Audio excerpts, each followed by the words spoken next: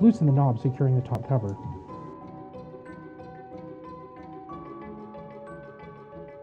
Remove the top cover by tilting it counterclockwise, then lifting. Remove the front scraper assembly by lifting the upper scraper off the pins and pulling towards yourself. Remove the rear scraper by removing the springs and lifting the assembly out of the machine. Remove the front scraper by removing the springs and removing the assembly from the pins. Remove the outfeed tray by lifting upwards and pulling towards yourself. Wipe the machine down with a damp cloth.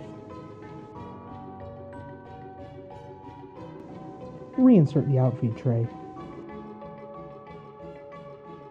Secure the front scraper by setting it on the rear pins and attaching the two springs to the front tensioning pins.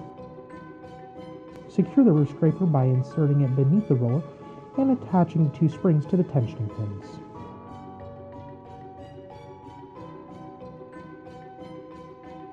Secure the front scraper assembly by placing the top scraper on the upper pins and pushing the lower scraper to seat it on the lower pins. Attach the top cover by seating the tab and rotating the cover down clockwise, then tilting forward. Secure the top cover by tightening both knobs.